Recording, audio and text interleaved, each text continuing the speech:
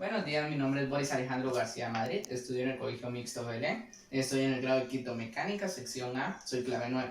Bueno, hoy les voy a hablar sobre los distintos sistemas que hay en un vehículo. Por ejemplo, tenemos el sistema de sincronización, tenemos el sistema de refrigeración y el sistema de inyección. Bueno, para empezar, el sistema de refrigeración se compone de varias partes. Por ejemplo, lo que es el termostato o termoswitch, como muchas veces lo llaman. También tenemos lo que es el radiador, el tapón del radiador, las mangueras, las camisas de agua, tenemos lo que es el ventilador, tenemos lo que es la bomba de agua, tenemos lo que es también el sensor de temperatura, que es el que mide la temperatura que hay en el refrigerante, y envía una señal al tablero. Bueno, vamos a explicar para qué sirve cada componente. Bueno, para empezar, las mangueras de agua sirven para transportar el agua del radiador hacia lo que es el motor o el bloque del motor. Bueno, para empezar, el refrigerante. ¿Por qué debemos usar refrigerante? Porque el refrigerante tiene varios componentes. Es cierto, podemos usar agua también, pero sirve más el refrigerante, gracias a que el refrigerante tiene ciertos componentes que no permiten generar corrosión adentro de las camisas de agua. Como sabemos, de las camisas de agua tienen una anchura o un espacio de 1.5 milímetros, entonces no es mucha diferencia, y si estas se llegan a tapar, causaría serios daños dentro del motor. Bueno, tenemos lo que también es el radiador. El radiador es una parte fundamental del carro. ¿Por qué? Porque el carro necesita enfriar el refrigerante, gracias a que cada explosión interna que hay en cada bloque del cilindro generada por el pistón genera un cierto vapor. Ese cierto vapor es el que calienta el motor, entonces necesita algo que lo fríe, y ahí es donde entra el radiador. Bueno, el radiador lo que hace es enfriar el refrigerante que proviene del motor. ¿A qué se refiere esto o cómo lo enfriarán? Bueno, para enfriarlo tiene un sistema llamado panal o aletas. Este panal lo que tiene es de que tiene unas pequeñas, en forma de un panal, tiene unas pequeñas, en cada forma del panal tiene unas pequeñas aberturas. Estas aberturas es por donde pasa el refrigerante, que por ende el refrigerante con temperatura pasa de arriba del bloque, o sea, de arriba del bloque del motor hacia abajo. Entonces, cuando cae el refrigerante, va en todo lo que es el panal, y por medio del aire o la entrada de aire que tiene el motor a la hora de echar marcha, es donde se enfría. Bueno, y pasa lo que es la manguera inferior. Esa manguera inferior transporta el refrigerante hacia abajo de los bloques o hacia las camisas del cada cilindro. Entonces, lo que hace que esto circule hacia arriba o haya una recirculación es la bomba de agua. ¿Por qué? Porque la bomba de agua se encarga de la recirculación, generar una potencia o cierta presión dentro del bloque del cilindro que hace que el agua suba y baje.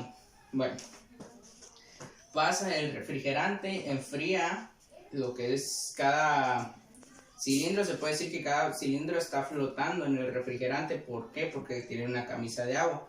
Entonces esto lo que hace es que absorbe la temperatura y pasa hacia arriba. Cuando pasa hacia arriba, el refrigerante caliente, cuando pasa hacia arriba, el termostato tiene una cierta temperatura o tiene una cierta graduación de temperatura en su muelle interior, que lo que hace es de que cuando siente que hay demasiada temperatura, que por lo general supera los 100 grados Celsius dentro del motor, se cierra. Entonces, cuando se cierra, cierra un contacto, que es donde sale el refrigerante, o le da paso al refrigerante y pasa a lo que es el radiador nuevamente, y se repite el ciclo. Bueno, ¿por qué también tenemos en este sistema lo que es el tapón del radiador? El tapón del radiador, puede que muchos digan, no, este no sirve para nada o no tiene ninguna función dentro del vehículo, cuando estamos equivocados. ¿Por qué? Porque el tapón del radiador tiene o se puede decir que es un sello térmico que no permite que la presión dentro del cilindro o dentro del sistema de refrigeración salga. Bueno, ¿Cómo podemos mantener limpios este sistema de refrigeración? Podemos lavar lo que es el radiador. Esto se hace por medio de una pistola de agua, que tiene una cierta presión, que lo que hace es limpiarlo. Para empezar, antes de limpiarlo, lo que tenemos que hacer es colocarnos en la parte de abajo del vehículo, que tiene un pequeño tornillo, que es el de vacío. Entonces, cuando este tornillo se afloja o se abre, puede ser por medio de una llave normal, lo que hace es que abre el tapón de vacío y vacía el refrigerante. Es necesario decir que esto se debe de hacer cuando el motor no está en marcha, y sobre todo cuando el motor esté frío o el refrigerante esté frío, ya que si no lo hacemos, esto puede quemarnos por la temperatura que llega a alcanzar dentro del bloque del cilindro.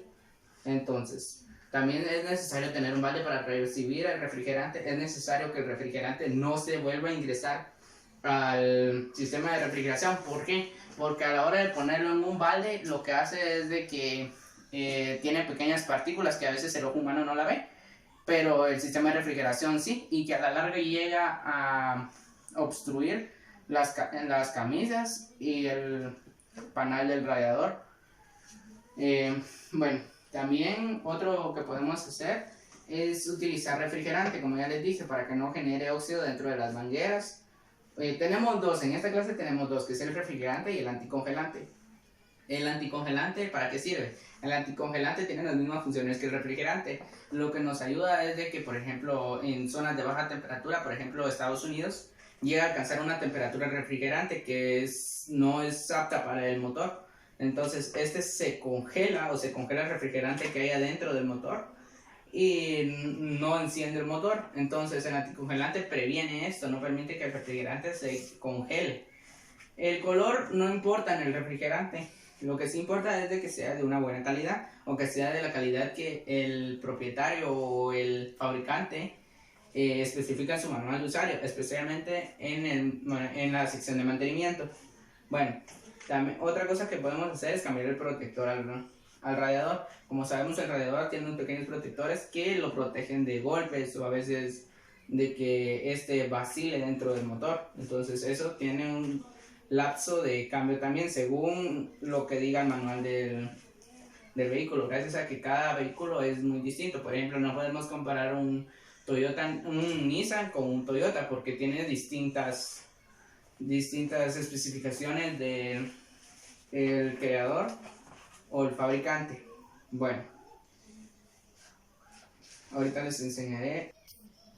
Otra cosa antes de pasar al siguiente tema es de que otra parte fundamental del sistema de refrigeración es el ventilador, ya que el ventilador, a la hora del sensor de temperatura detectar de que se está elevando la temperatura dentro del refrigerante o dentro del motor, lo que hace es accionarse, y el ventilador, mucha gente piensa que lo que hace es aventar oxígeno o aire hacia el radiador, y eso no es así. Lo que hace es absorber el calor que hace en el radiador para una mayor eficacia.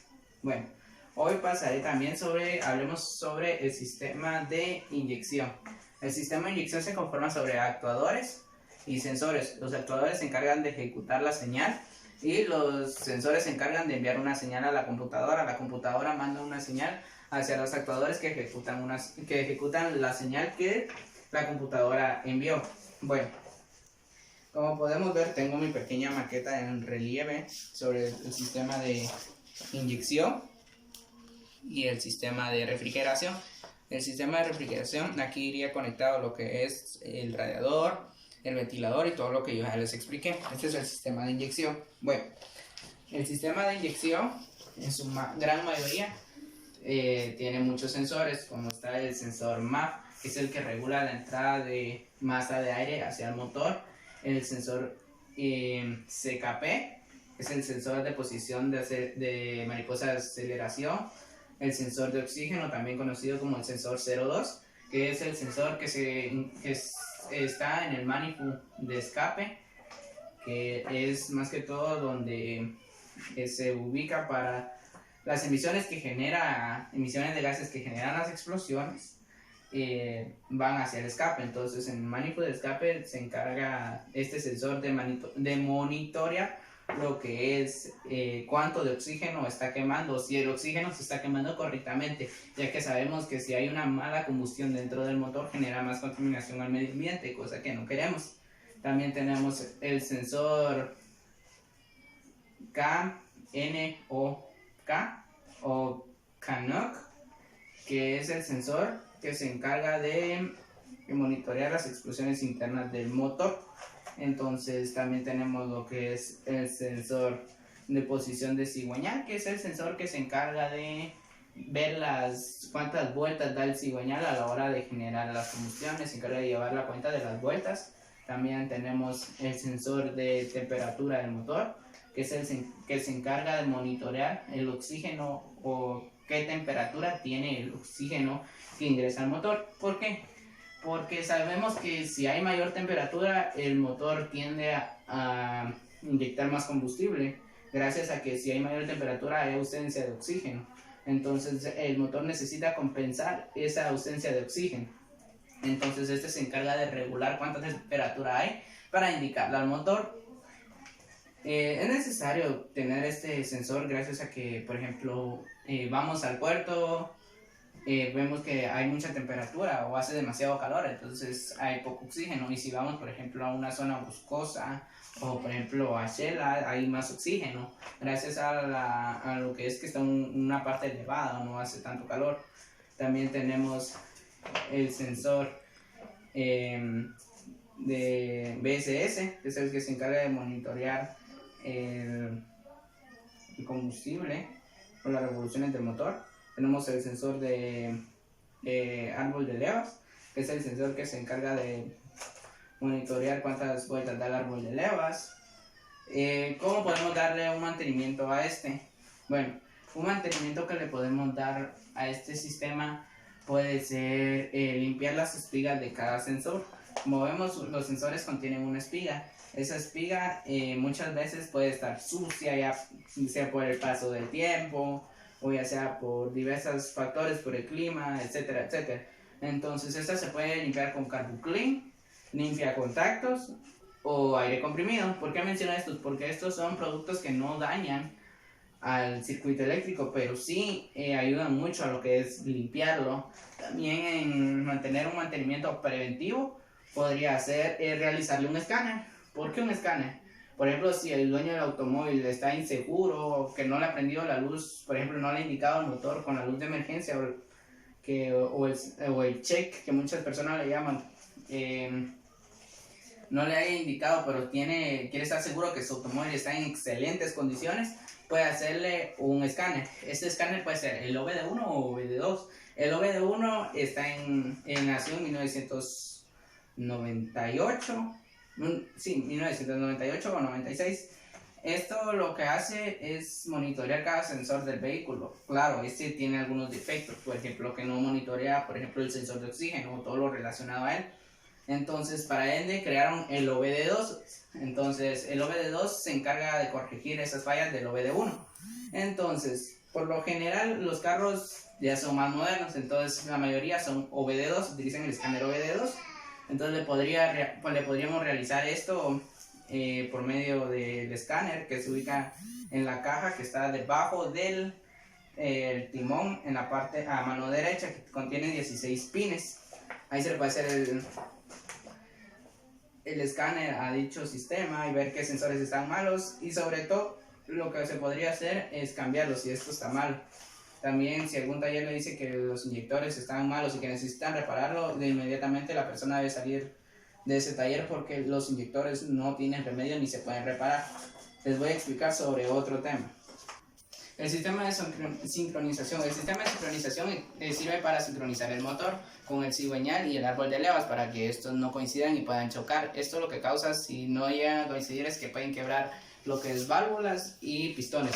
Bueno, para este hay dos, el de faja de tiempo. El de faja de tiempo es una faja creada con caucho, que es un poco más barata a bolsillo del cliente. Contiene lo que es engranajes o splog de árbol de levas y splog de cigüeñal. También contiene lo que son tensores y puntos en los que van marcados. También está la cadena de tiempo. La cadena de tiempo viene hecha de metal, es una cadena como su nombre lo dice.